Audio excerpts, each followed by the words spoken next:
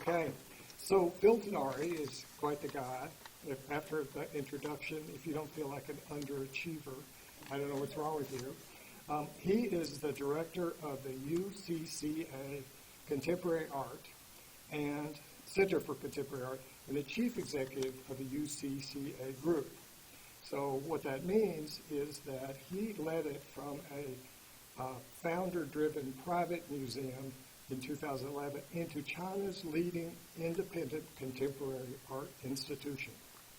They present a wide range of exhibitions and programs to more than, get this, 1 million annual visitors across 3 permanent venues, one in Beijing, one in Shanghai, and one at the coast that's buried under the dunes. And they did that on purpose. That didn't just happen. It's supported by a wide range of business and philanthropic activities, and the award-winning programs have included more than 100 exhibitions of artists ranging from outstanding contemporary Chinese artists to Rauschenberg and Picasso, putting contemporary the art of China into a global context and vice versa. He's a widely recognized writer, curator, and expert on China's contemporary art. He was the co-curator of the 2017 exhibit, Art in China After 1989, Theater of the World. That was at the Solomon Guggenheim Museum, the Guggenheim, Bilbao, and SF MoMA. He's also curator of the 2016 exhibit, Bintu, Chinese Artists in a Time of Turbulence and Transformation. That was at the Foundation Louis Vuitton, Paris. In 2021, he served as the artistic director for Feeling the Stones. That was the inaugural edition of the Contemporary Art Biennale in Saudi Arabia. It remains the largest exhibit of contemporary art ever shown in Saudi Arabia. In 2008, he's been a contributing editor of Artforum, where he launched the Chinese edition of Artforum, artforum.com.cn. His writings appeared in publications including the New York Times Magazine and Dushu, which is a Chinese literary magazine. He's been named a Young Global Leader of the World Economic Forum and a Fellow of the Public Intellectuals Program of the National Committee on U.S.-China Relations. He was born near Philadelphia, but he's now based in Beijing, and he speaks near-native Mandarin. He was a Fulbright Scholar at Tsinghua University and holds degrees from Duke and from Harvard. So, Phil, it's all yours.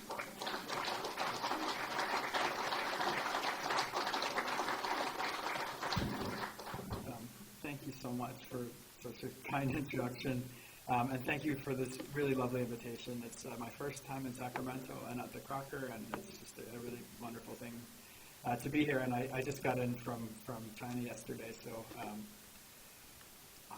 bear with me. Thankfully, I have my speech written down. So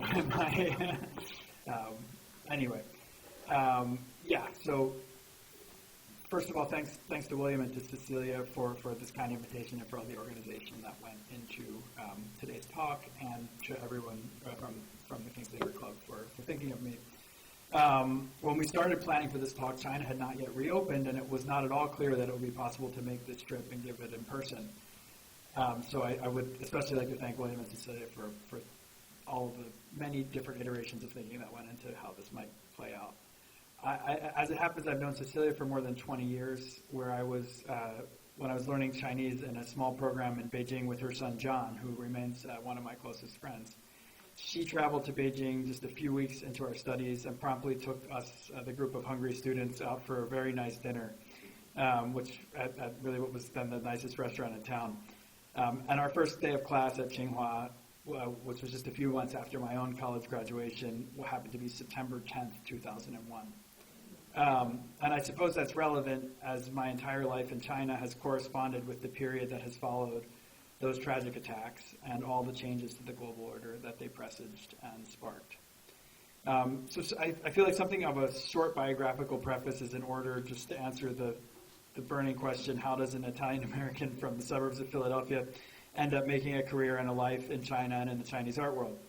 And it all goes back to William's and my shared alma mater, Duke, where I made a series of decisions in those heady post-Cold War years of the second Clinton administration that were very much in keeping with the optimistic faith in globalization of that time. When even as Samuel Huntington was predicting the coming clash of civilizations, you also had Thomas Friedman arguing, that no two countries with a McDonald's had ever fought a war. In the literature program at Duke, scholars pushed us to think through race, class, and gender in ways that today still seem extremely prescient, and towards a more critical post-colonial view of the state of the world. And in an intellectual climate that prized openness and difference, the taxing task of studying Mandarin seemed like a daily practice that could bring me closer to these new ideals. The fact that Duke was one of the only universities with a program in China at that time, and that I was looking for something more than basketball games, which I do enjoy, was an added draw. So I went to China as an undergrad, and upon my return from 6 months of study in Beijing and Nanjing, my professor, the late literary scholar Jing Wang, alerted me to a coming campus visit by this guy, the artist Xu Bing, who had just been named a MacArthur Genius Fellow, one of the key heroes of the Chinese avant-garde movement of the 1980s, who was then living and working in New York. I had been, and that's actually the back of my head in college, working with him, before that in the summer of 2000.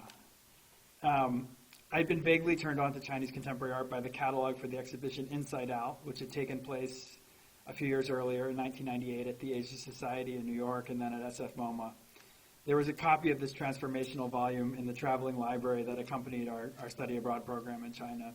And a few of us found it hugely fascinating and passed it around in a way very similar to how Chinese artists talk about getting access to Western art catalogs in the 80s in China.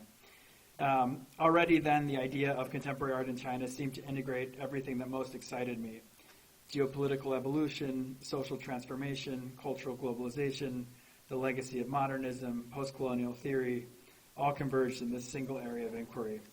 And on top of that, it had an air of underground cachet and a whiff of the rebellious, the perfect formula for intellectual intoxication. So Jing Wang decided that I needed to meet Xu Bing, and it happened that there was no one to pick him up from the airport.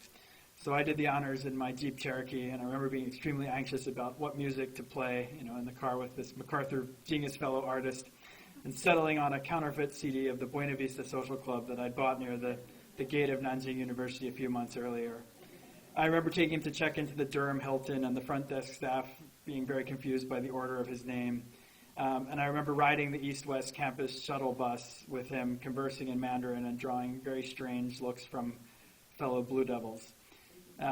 He went on to this is Xu Bing's breakthrough work shown years later at UCCA. It's called Book from the Sky. For some people may be familiar with it. It's maybe the most famous work of contemporary Chinese art, in which he invented 3,000 imaginary Chinese characters by combining not occurring elements in ways that do not actually exist, and then printing them using very orthodox moving type printing woodblock methods onto these flowing scrolls and books. And sort of when he first showed this in 1988, it drew ire and consternation. But he went on to produce a body of work at Duke and in the years after called the Tobacco Project, which responded to his experience of tobacco, the commodity which largely through sales in China had allowed the Duke family to amass the massive fortune on which the university was built, and the commodity which, via lung cancer, killed his father. These works, this is a massive carpet he made out of 600,000 cigarettes that sort of looks like the kinds of carpets you might have found in pseudo-colonial Shanghai in the early 20th century. These works remain some of the most poignant he ever made. And from there I went on to curate, as my thesis project, to co-curate an exhibition called Made in Asia, which brought together works by 9 artists from China, Japan, and Korea who were then active outside their home countries. And Xu Bing had another series called the New English Calligraphy, where he writes English words in what looks like Chinese font, and that was sort of the title wall for our exhibition. And so, in the following years, the next year, during my year of Chinese study, when I met John, I was spending weekends going to art exhibitions, which generally took place in factories that were slated for demolition, or scattered among the public areas of brand new apartment complexes, or in tiny galleries beneath fancy restaurants frequented mostly by foreigners. Through Xu Bing's introduction, I met a few curators, and from them you'd get a text message, which was a technology that was not yet widely in use even back in the US, and make your way by bus or cab to the appointed location, hoping the exhibition had not been closed down before you arrived. Art was shown in all kinds of places, but it was certainly not shown in anything approaching a public or approachable manner. I remember meeting Ai Weiwei for the first time at the opening of Soho Newtown, an apartment complex, where he had curated a series of sculptures, including a giant concrete cylinder of his own, made exactly for the reason that the developer would not be able to easily remove it if they got sick of it. Life went on like this throughout the academic year, and by the summer, it didn't take much for me to decide to quit a boring internship at a law firm and throw myself entirely into the art scene. And within days, I found myself in Zunyi, which is a tiny city in rural Guizhou province in southwest China, famous for the meeting at which Mao consolidated his power over the Communist Party in 1936. But that summer of 2002, it was the site for another kind of meeting among artists and curators as part of a public art project initiated by the curator Lu Jie and the artist Qiu Zhijie, which retraced the route of the Red Army's long march from 1935 to 1937. As summer turned to fall, I found myself with my newly honed Chinese language skills at the center of all kinds of projects as an editor and translator, including what's here, the opening of an area called Factory 798, a post-industrial warren on the outskirts of Beijing, which was rapidly being occupied by artists in studios and galleries and other spaces, and it's where today where UCCA exists. That's 798, seen from above about 20 years ago. It's much more developed now. And then another project, which was the first Guangzhou Triennial in the south of China, a sprawling exhibition looking to recap the developments of the 1990s, curated by University of Chicago scholar Wu Hong at the Guangdong Museum of Art, which was the first significant attempt to show experimental art inside a state government museum. The best-known project at this exhibition was by the Chinese French artist Huang Yongping, a life-size replica of the U.S. Navy spy plane that had gone down over Hainan Island a year earlier in 2001. And his proposal was to reconstruct it, hollow but at life size. And this ended up proving too controversial for literally everyone. So in this montage of photos, you see actually a visit from the U.S. Consul General in Guangzhou, who was just sort of curious what was exactly going on here. And this notice kind of made its way up the ranks to the Provincial Foreign Affairs Office, and the plane was ultimately, well, you can sort of see here actually, was ultimately chopped up into sections and shipped away days before the opening, in a very ironic echo of what had happened to the actual plane to which it was referring. So already then in 2002, there were things that you could and couldn't say. So after a year of this kind of improvised work in the Chinese art world, which also included the beginning of the U.S. invasion of Iraq and the SARS epidemic, I went back to the U.S. to start a master's at Harvard, figuring that my detour into the Chinese art world, such as it was, would make for good cocktail party conversation once I'd established myself in a normal career like journalism. Making a go of art in China just didn't seem like something one could do. I came back to Beijing for the summer between my years in Cambridge to work as an intern reporter for the Wall Street Journal. And then again after graduation, when I realized that the field that I'd been so involved in a few years earlier had skyrocketed in the time I'd been away. And still I wasn't quite ready to take the plunge. So I got a call one day from Sotheby's asking me to come to New York to work on the catalog for an auction they were planning of Chinese contemporary art. And after half a year of that, and after watching the sale itself, which happened in March of 2006, which involved a work by the artist Zhang Xiaogang selling for just under $1 million, it became clear that an entire field was taking place and that the place to be was Beijing. So I bought a one-way ticket and settled there in April 2006, first spending a few years translating and editing and taking around groups of visiting collectors and museum trustees, then writing for Art Forum, became an advisor to Art Basel, started to teach at the Central Academy of Fine Arts, and I started a magazine called Leap, which was a bilingual journal of contemporary Chinese art that quickly found distribution all over the place. This is a cover of an artist whose work I just saw upstairs, Kahinda Wiley. In a special issue we did as our third issue about a subject that's actually quite important right now, which is the relationship between China and Africa. This was a moment of extreme optimism and heartfelt openness. It was also the moment when I met someone who's in the audience today, Jeff Kelly, who drove me here today, and his wife, the late artist, great artist, Hung Liu. Hung's story could, of course, be the subject of an entire lecture series, but for now I just want to talk about those special years in the early 2000s, and specifically about this exhibition, which was titled The Great Granary, for which she recreated and reflected upon the mural she had painted 35 years earlier for the cafeteria at the Central Academy of Fine Arts, a nuanced, realist tableau that had deeply influenced the generation of artists who came of age eating beneath it. Hung had, of course, left for the United States in 1984 and painstakingly built a career here, continuing to return to Beijing when she could, mainly to see her mom and keep up with her school friends. Suddenly, circa 2006, Beijing was no longer just the place that she left, but a place where she could come to do some of the most ambitious and interesting work and shows of her career. And this particular one took place in a converted Ming Dynasty granary right in the city center, which some enterprising dealers had turned into an ultimately short-lived gallery.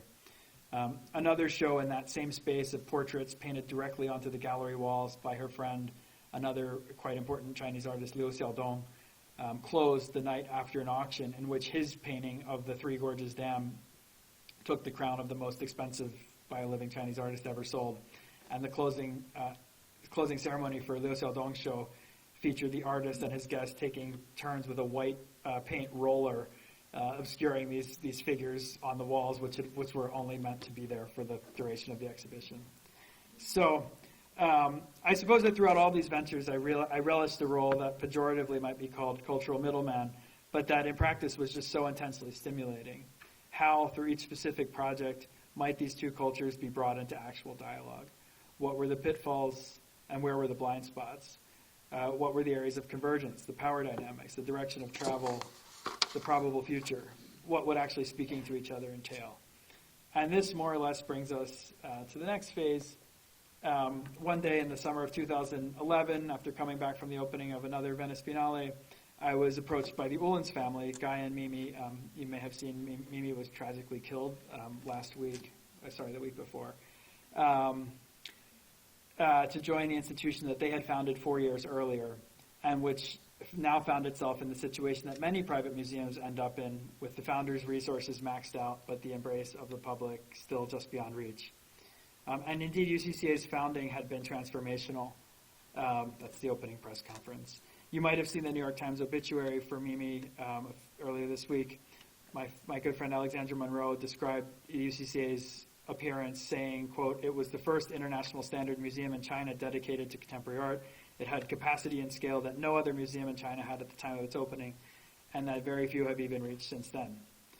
Guy Uhlens, a Belgian aristocrat turned investor, whose fortune came mainly from sugar refineries and then Weight Watchers, get them coming and going, had emerged alongside the former Swiss ambassador Uli Sig as the most significant collectors of contemporary Chinese art at a time before Chinese collectors had come forward to collect the art of their own country, contemporary art of their own country.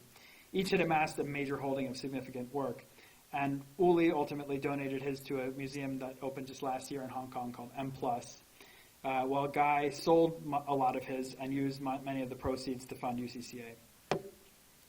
Situated, that's the opening in 2007, complete with Cirque du Soleil performers.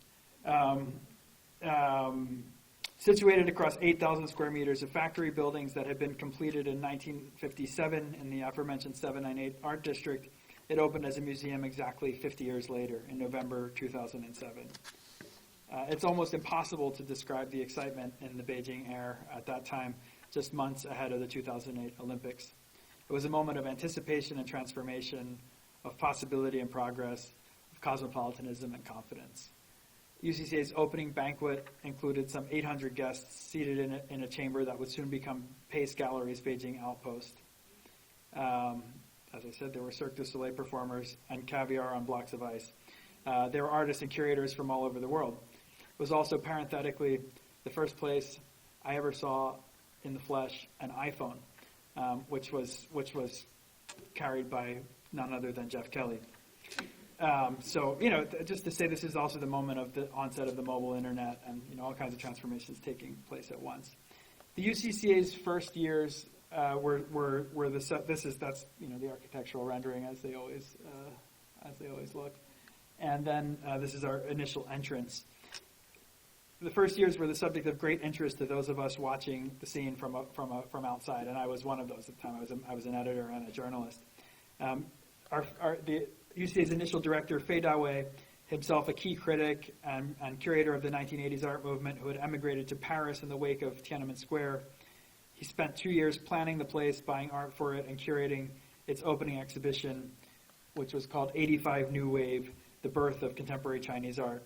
And this was the first time that China's avant-garde art history had been systematically addressed and displayed in public. Fei Dawei had grand visions of a library and an archival publishing program and all kinds of academic initiatives, which did not ultimately square with those of his founders and funders. And so he was promptly ejected and replaced by this guy, Jerome Sans, a flamboyant and accomplished French curator who had known Chinese artists of Fei Dawei's generation since they arrived in Paris in the early 90s, and who was best known for opening the Palais de Tokyo, a new and zeitgeisty art institution in one of the buildings from Paris's World Expo, which stayed open until midnight and catered to a very hip young clientele. Jerome ran UCCA for the next 3.5 years, doing groundbreaking things like putting Sui Jianguo's made in China, these 3 dinosaurs, which were blow-ups of plastic toys. China was at that point the factory of the world, so this seemed quite a poignant thing to do. It also made us more visible because our entrance was at that point in a dark hallway. Or handing over control of the Great Hall to an artist like Qiu Zhijie, who I mentioned from that Long March project, who transformed it into the inside of a ship. Or collaborating with the fashion house Dior on a show called Christian Dior and Chinese Artists, which is something that many fashion brands have gone on to do in China and, in fact, around the world. And yet, 4 years in, the Uhlens family were assessing their options and attempting to bring both budgets and revenues under control and the program and profile more into line with the Beijing community. They'd also decided, this is another example of a kind of show Jerome was very well known for by the artist John Wang, where he exploded a boulder and then he has this signature method where he cobbles together stainless steel bits and welds them and polishes them so they're hollow on the inside. But these are all the flecks of the boulder after its explosion, and you had a projection in 6 directions, which in 2011 was quite groundbreaking technology. The Uhlens had also decided to publicly sell a significant portion of their collection in a dedicated sale at Sotheby's Hong Kong, and Mr. Uhlens had given an interview to the art newspaper in which he said, quote, "The dream of a museum in China is over." And so Mei Xue, who had turned UCCA store into the center's lone profitable arm, was named CEO, and I, then a 32-year-old American art magazine editor who had never worked in a museum, but of course did know a little bit about art in China, was named director. And for my first show, I decided to do something completely insane, which was a retrospective of the artist Gu Dexin, an installation artist best known for giant fields of fruit left to decay, and later for having withdrawn entirely from the art world on the 20th anniversary of Tiananmen on the theory that the Communist Party was still in power and thus any participation in society was an implicit validation of its rule.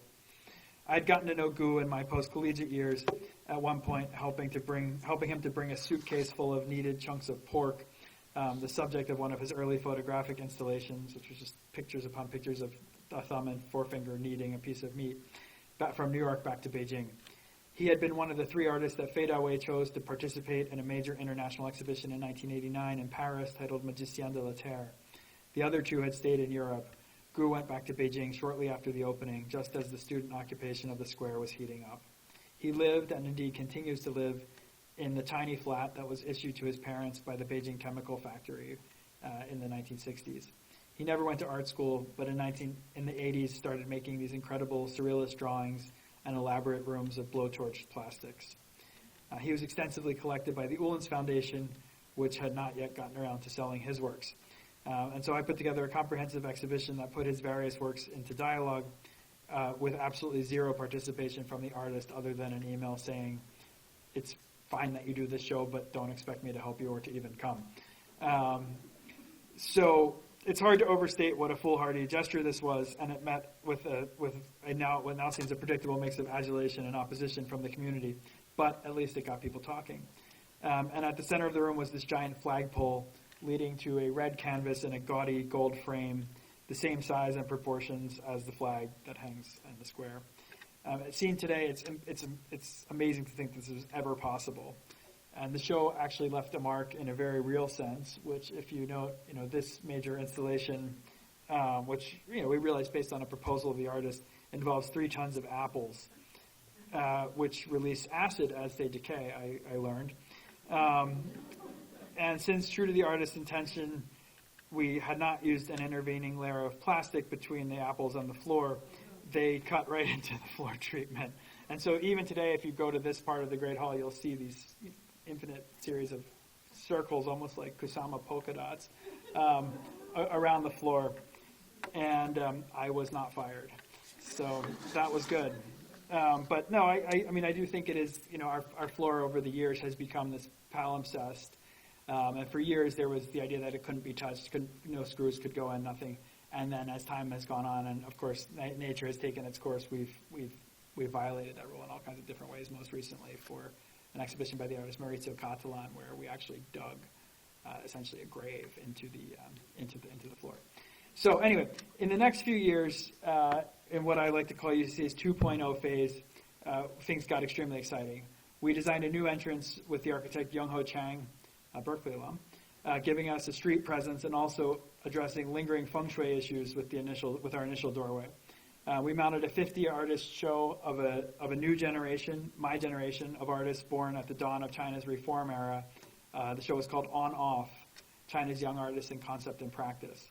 The name derived from the graphical user interface of the most popular VPN, virtual private network. These are the software tools that people use to get around the firewall that restricts what sites you can visit.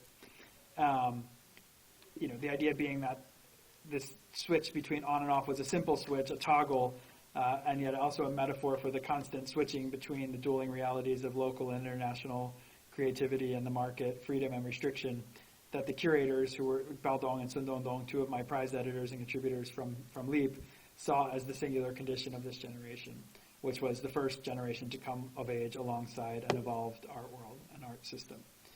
The central image of the show was this flaccid tank made of fine leather by the artist He Xiangyu, which is yet another piece that would be rather impossible to show today.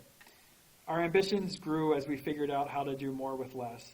I went on to mount solo shows for younger Chinese artists alongside surveys of major international figures. And in 2015, we presented this stunning exhibition by the South African artist William Kentridge entitled Notes Towards a Model Opera, which relied on extensive research by him into China's 20th century history. The choice to show Kentridge is one of the best examples of the philosophy behind our program. Here was an artist who had settled on figuration, largely because he had been cut off from the more so-called advanced tides of artistic practice like abstraction, owing to the cultural boycott of South Africa in the 70s and 80s. A situation that rhymed with the predicament of many Chinese artists of his age and generation. He went on to use charcoal and even ink in animations that went on to be widely copied by younger artists in China. And he spent more time, as he says, he spent more time than just about anyone thinking through the role of the artist in a society in transition. So this show, it's a very hard show to capture in a single image, but there's a second floor built above all these individual projection rooms. The titular piece, Notes Towards a Model Opera, features his frequent collaborator, the dancer Dada Masilo, integrating steps from classical ballet and China's revolutionary operas against a background of flickering maps and slogans. And this went on years later, just last year, to become one of the centerpieces of his exhibition at the Royal Academy in London. Alongside these programmatic and curatorial considerations, we were also thinking hard about how to build an institution that could take root and thrive in the special conditions of contemporary China. How could we build a system of support that would bring down the Uhlens family's annual contribution and bridge our way to a self-sustaining future? It was an all-consuming task. We introduced a patrons council, members of which you see here at the opening of our new entrance, the first of its kind in China, consisting of collectors who sought proximity to an art institution in their hometown. We took trips all over to Brazil, to Dubai, to Marfa, Texas, to Turkey, looking at art and inspiring some of them to found museums of their own.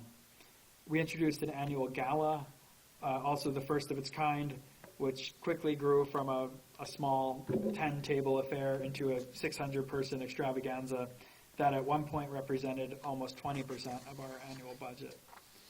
This was the time each year to call in favors from artists who donated works for auction, kind of as a further expression of faith in kind of what we were doing and the public we were building. We got serious about corporate sponsorship, attracting major brands like Rolex and LVMH to join our endeavors. And we started taking on what we called special projects, curating an exhibition in a remote village in Yunnan for a real estate concern, or in a furniture mall in suburban Shanghai for a premium, in a business line that would evolve into what we today call UCCA Lab. So in 2016, we were riding high as we opened the exhibition Rauschenberg in China, a presentation of his late masterpiece, the Quarter Mile or 2 Furlong painting, which was realized between 1981 and 1998, and it resides in the collection of the Robert Rauschenberg Foundation. This was a painting in the most expanded sense, including something like 300 panels that recounted the twists and turns of his long career, from early experiments with silk screen printing to accumulations of everyday detritus. Its creation spanned the length of his key late project, Rocky, named after his pet turtle and standing for Rauschenberg Overseas Cultural Interchange, an evolving, self-funded touring show that wound its way from Havana to Caracas to East Berlin to Kuala Lumpur to Moscow, the suddenly accessible peripheries of the very late Cold War. The inspiration for this project, Rocky, had actually come to Rauschenberg from a 1982 visit to China, where he traveled to a storied paper mill in rural Anhui province and learned that the technicians assigned to him lived in the mill and saw their families only a few times a year. China changed Rauschenberg, and in 1985, when Rocky came to the National Art Gallery in Beijing and went onward to Lhasa, Rauschenberg changed China. His exhibition was one of the foundational texts of the 85 New Wave, not so much inspiring artists to imitate his style, but imbuing them with the confidence that anything, even a cardboard box, could be art. U.S. Ambassador and 6-term Montana Senator Max Baucus gave a toast at the opening.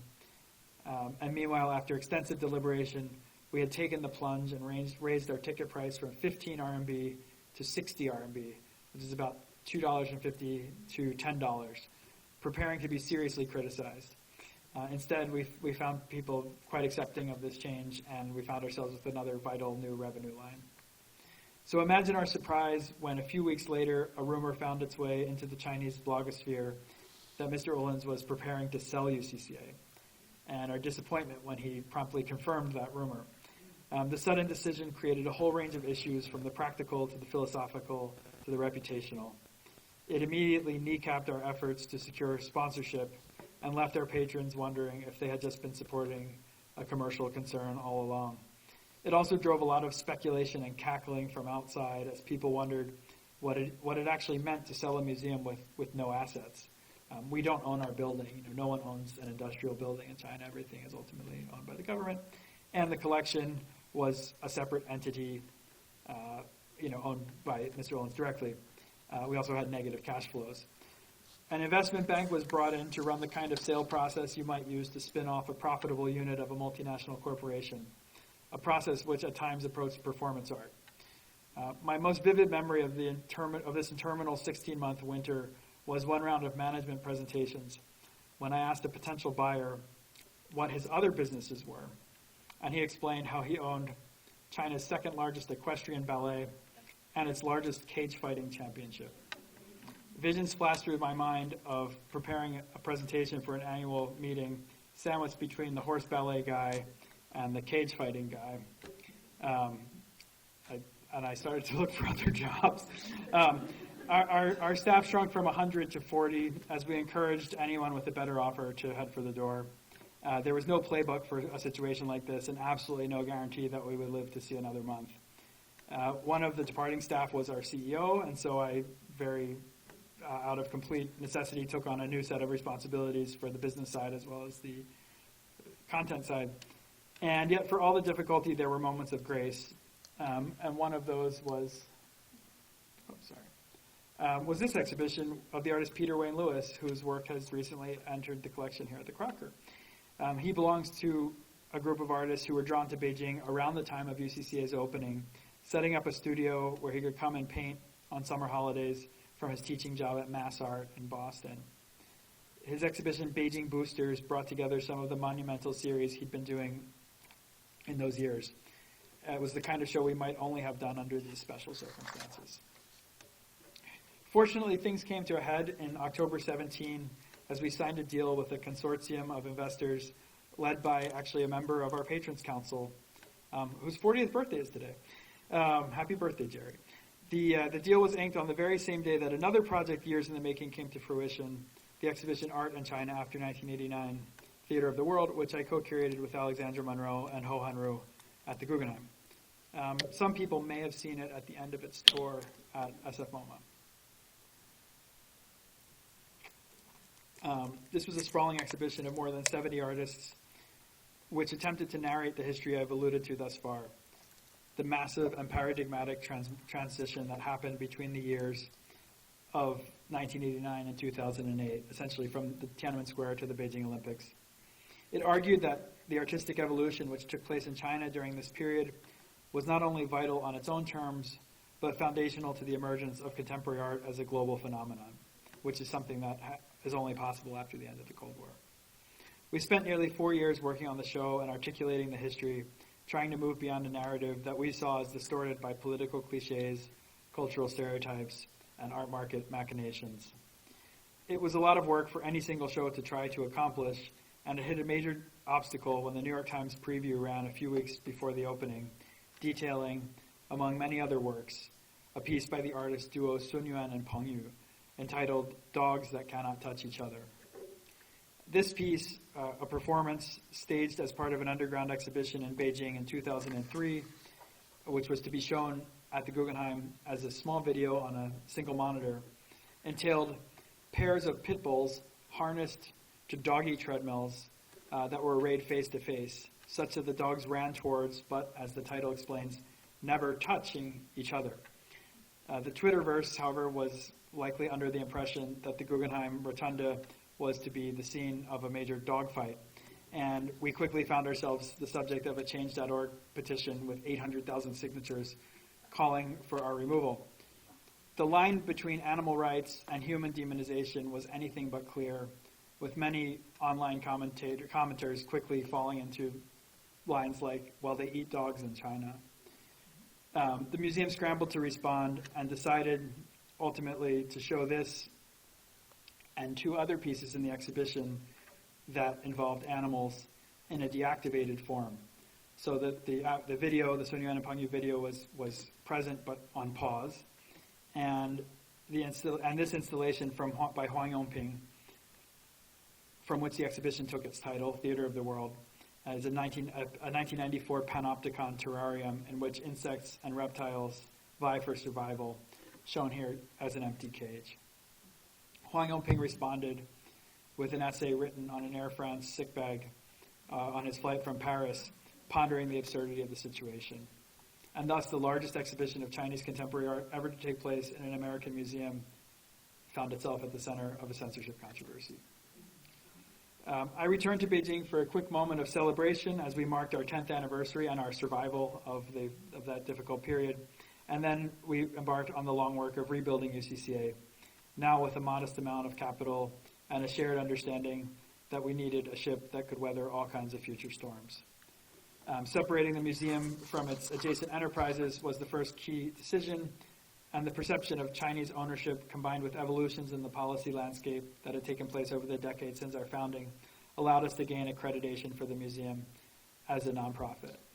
This visit from President Macron in January of 2018 was quite key to solidifying our growing reputation and the fact that we were present and still a prime place for the kind of cultural exchange we've been talking about. Our nonprofit status means, for example, that our ticketing and sponsorship revenues are not taxed, but also that they must be used to fund exhibitions, programs, and operations. UCC operates as a series of companies, a series of entities, so in addition to the nonprofit museum, there's also for-profit companies which end up funding as well the museum. We invested heavily in our children's education programs, rebranding them as UCCA Kids, an organization which now has over 800 students between the ages of 2 and 10 in Beijing and Shanghai. And we transformed our special projects and venue rental teams into UCCA Lab, a business that has grown to more than 50 people and over half of our overall annual revenue. And then we began an architectural regeneration of our Beijing building, designed by OMA, the firm founded by Rem Koolhaas, and in which we opened things up and got ourselves an even more impressive street presence, mainly by taking over this building at the entrance where we now have offices and kids education. And so now you can come directly from the street, through and find your way into this, our major exhibition space, through these smaller galleries and auditoriums. That's what it looks like now from the outside. And we opened our first branch location buried under a sand dune in Beidaihe, in a resort town, a train ride away from Beijing, best known as the site of the Party Elders' annual summer retreat. And this is actually a really special situation. So UCCA Dune is situated in a community called Aranya, which is a planned vacation community full of condos and hotels and cultural attractions. And this museum was designed by Li Hu, who's a leading Chinese architect. And the concept was always that you would enter through a tunnel. This is actually the time of the opening, so the vegetation has completely grown back. I have a better picture coming up. And you find yourself in this sort of series of caves that then sort of let out onto the beach. And there's actually not a single flat wall in the entire museum. So it's perfect for sculpture, video, sound, and of course for the work of younger emerging artists, because it's a very difficult place to ensure, with the sea being right there and all of that. But no, it's been a wonderful venue that's allowed us to do a lot of experimental projects, and that actually gets as many visitors as any of our other venues because this area itself is so highly trafficked. On the exhibition front, we moved to prepare major shows by artists like Xu Bing.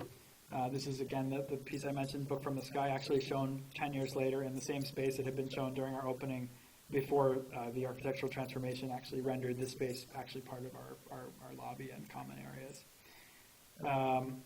And Picasso. So this is realized at a bigger and better level than we'd ever done before. This exhibition, Picasso, Birth of a Genius, staged in collaboration with the Musée National Picasso Paris, welcomed nearly 400,000 visitors over just 79 days in the summer of 2019. It's one of the few institutional moments for which there's a clear before and after. And yet there are always storm clouds as the extent of the party's ambitions to expand and centralize control over more and more aspects of daily life became increasingly evident. Our final exhibition of 2019 was to be a retrospective of Heng Liu, her first institutional show in her hometown, detailing the twists and turns of a life lived between cultures and continents. Titled Passerby, it was an astutely curated show organized by one of our curators with no small amount of guidance from Jeff, including dozens of works divided into sections on epic history, anonymous lives, revolutions of identity, tales of diaspora, and American dreams. The required import paperwork, which can sometimes seem like a minor bureaucratic formality, was suspiciously slow to materialize. And perhaps we were foolish to think that pieces like this one, Modern Time, which juxtaposes the faces of Marx, Engels, Lenin, and Stalin alongside those of Western artists like in the style of Van Gogh, and others, could ever be shown. But my philosophy towards the censorship regime has always been to push hard and let them say no.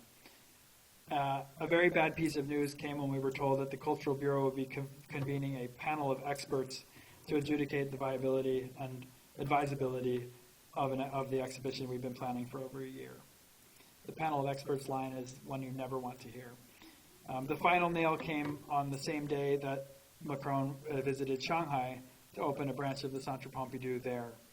I remember calling to give the bad news to Jeff and Hung as I jaywalked across a street in front of the new Pompidou, as my photo and my name, pulled from a facial recognition database, were displayed on the street sign for all to see. I went on to Hong Kong, which was at that time beset by massive protests, such that I couldn't even enter the island side of Hong Kong, and leaked a statement explaining our situation to the New York Times. And in fact, the last time I saw Hung was at a party hosted by one of her collectors in the East Bay on the night when her show should have been opening in Beijing. Of course, that night, as we gathered in Piedmont, a new coronavirus was already making its way across the city of Wuhan. We closed for Chinese New Year as scheduled on January 19th, 2020, and reopened 4 months later after enduring the first lockdown with a new exhibition exploring the new reality of the pandemic, titled after Frank O'Hara's anthology, Meditations in an Emergency.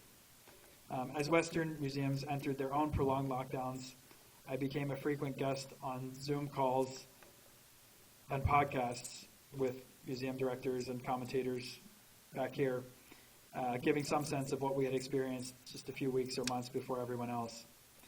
China's vast wall of zero COVID policies quickly took shape with inbound quarantines and mobile tracking apps. It worked for a year and a half, allowing us a 2021 that, if you squinted, felt almost normal. We mounted this retrospective of the artist Cao Fei, born in 1978, a playful visionary whose work tracks China's ongoing urbanization, creating a multi-level dreamscape to house her creations. And then we welcomed the most comprehensive Warhol retrospective that China had ever seen, drawing on the collection of the Andy Warhol Museum in Pittsburgh and putting Warhol into the scholarly light, I think, pioneered by the 2018 Whitney retrospective, which looks seriously at things like gender and sexuality, at his religion, at his early work and his late work, and blurs all kinds of lines instead of just a heroic exploration of Brillo boxes and Campbell soup cans. We ended the year with a surprise blockbuster in the form of Maurizio Cattelan, who just before the pandemic had made news by duct taping a banana to a wall at our Basel Miami Beach, which this show just drew more visitors than we ever could have imagined. In the midst of all this, we also managed to open a new museum in Shanghai, occupying 3 podium levels of a new office tower in a central area of town by the Suzhou Creek, undergoing revitalization. That's the view from our 4th floor terrace. We thought the worst was behind us. The major project of 2021, however, took place not in Beijing or Shanghai, but in Diriyah, which is a town on the outskirts of Riyadh that gives its name to Saudi Arabia's first art biennale. I was invited to curate this inaugural edition.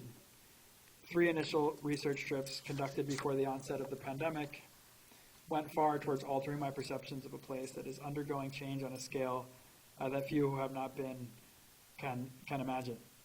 Riding shotgun through the back streets of Jeddah en route to studio visits in an SUV piloted by my female co-curator, Wejden Redda, I realized just how much more open and how much more complicated things were for the people of this country than the endless accounts of their leaders' unspeakable violence would allow. Yes, a journalist had been brutally murdered. All matter of repressive policies still remain.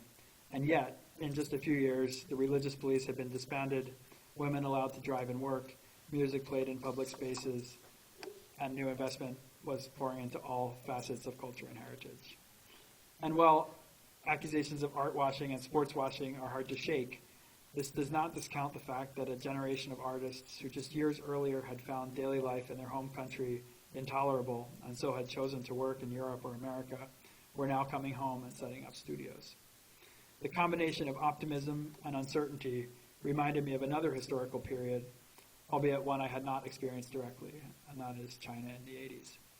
And so the ultimate exhibition, which we curated largely via Zoom from Beijing on endless calls with the Diriyah Biennale Foundation team in Riyadh and our exhibition designers in LA, was titled Feeling the Stones, an homage to Deng Xiaoping's maxim, crossing the river by feeling the stones, which was the Chinese leader's way of talking about a transition from socialism to capitalism that would be gradual and iterative, if also teleological and ultimately certain. This idea of feeling the stones struck us as a metaphor, not just for societies in transition, but for the way that artists tend to work. The Ultimate show included 64 artists and unfolded in 6 sections over 12,000 square meters of newly converted warehouse space. That's about eight of our Great Hall, so it's a lot of space. We used key works from China's own avant-garde history, putting them into dialogue with major pieces by an ascendant generation of Saudi artists, as well as global figures like William Kentridge, Sarah Morris, Richard Long, Wolfgang Leib. At the opening, one juxtaposition I like to highlight is this one. This is Richard Long's Red Earth Circle, which is a piece that he initially made in 1989 as part of the exhibition I mentioned earlier, Magicien de la Terre, at the Pompidou and at the Hall de la Villette in Paris, which was an exhibition that put 50 European and American artists in dialogue with 50 artists from other parts of the world who were often not given the same sort of status or treatment. So famously, Richard Long, this piece in Paris, was on a wall, and on the floor in front of it was an earth piece by a group of Aboriginal Australian artists.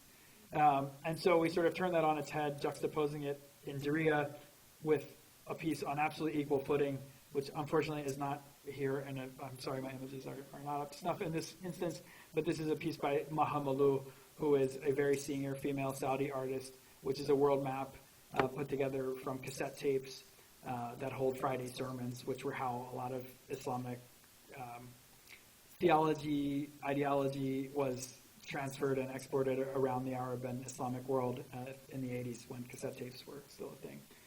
So the kind of equality of this juxtaposition was sort of, I think, one of the main subjects of the exhibition, as was this piece by a young Saudi artist called Marwa Al-Mugait, which features an ensemble of 15 women dancing in public, which is something that would have been absolutely unthinkable even 2 years before we organized this exhibition.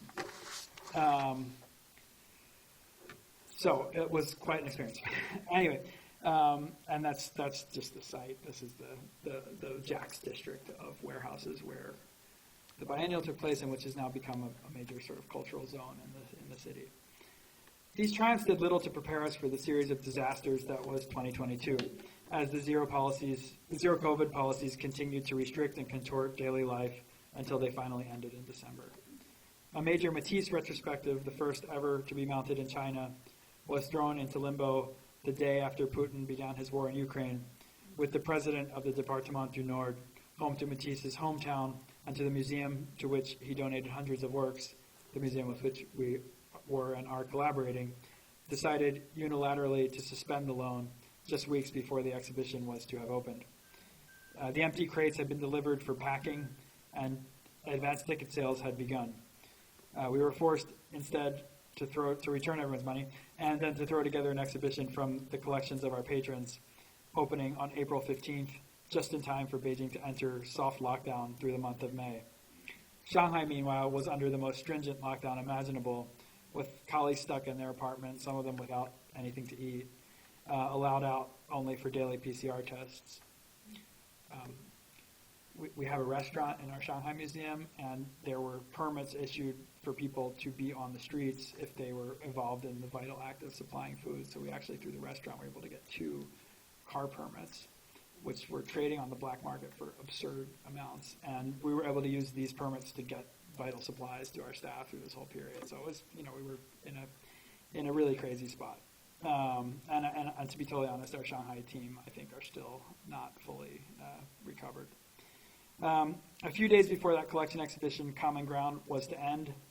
A few days after Speaker Pelosi's visit to Taiwan, a viewer made a social media post from our Beijing space showing that a painting by the artist Li Songsong was based on, whose entire practice is based on paintings that are kind of impasto versions of historical photographs.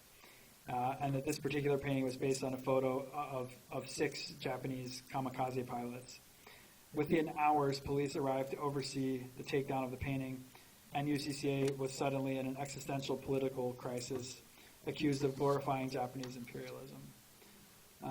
It was our great misfortune that the next show on the calendar, set to open just weeks before the 20th Party Congress, was Somewhere Downtown, Art in 1980s New York, an extended paean to New York in the age of urban decay and the AIDS crisis, full of works channeling the graffiti, punk, and hip-hop scenes of that moment. Our 15th anniversary gala was scheduled and rescheduled 3 times before finally being canceled as COVID engulfed literally the entire population. The end of zero COVID apparatus came like bankruptcy, gradually and then all at once, sparked on at least somewhat by the protests that took place in late November. So here we stand in 2023, at the end of 3 months where the virus has been mercifully absent from everyone's lives, and all kinds of things can be seen coming back into play, but also a moment of tension, competition, and mistrust between China and the U.S. like none before. I think back to the weeks before my first trip to China in 1999, which were also the weeks of the U.S.'s accidental bombing of the Chinese embassy in Belgrade, and the demonstrations that followed, if only to remind myself that it's not as if things have been rosy all along.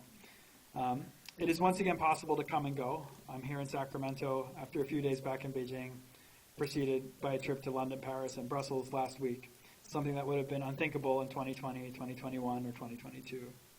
And the Matisse Show is happening. Ticketing went live yesterday, and 8,884 people have bought tickets on the first day.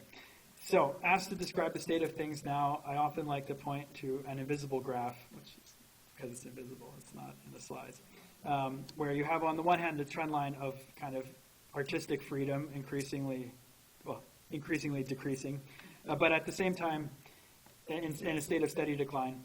But you have another line of public interest and comprehension and excitement and passion for art, which has been rapidly rising as the economic progress of the past 2 decades bears fruit in a generation of young people who have grown into their 20s and 30s expecting that China should have things like what Alexander called international standard contemporary art institutions.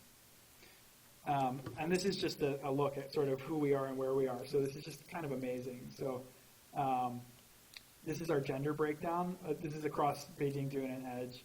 So it's 70% women. This is our age breakdown. So gray is 26 to 35. Orange is 18 to 25. So we have, in this case, almost 80% of our 75% of our visitors are under the age of 35. And if you add the under 45s, which is yellow, it's already up to, that much. We have, just parenthetically, one very famous docent, Auntie Chen, who has become something of an internet celebrity. Her main claim to fame is that she's in her 70s. And she knows and likes contemporary art, which in China is completely unimaginable to people who kids who don't have any idea that someone of their parents' or grandparents' generation might be, engaged in this pursuit, because it's so new and so generational in that way. This is our educational breakdown. So yellow is BA, and peach is master's. So actually, people with a bachelor's and above, and this little tan one is PhD. In Beijing, 4% of our visitors are PhD holders. So anyway, you just see you have this female, young, highly educated public that's emerged, and that really shows no signs of letting up. On weekend afternoons, I like to find my way into our galleries to watch and overhear as these people discover the work of artists we have on view. It's in these moments that I find myself convinced more and more of the urgency and vitality of art and culture, a space where we can encounter the new and envision each other's humanity. Thanks.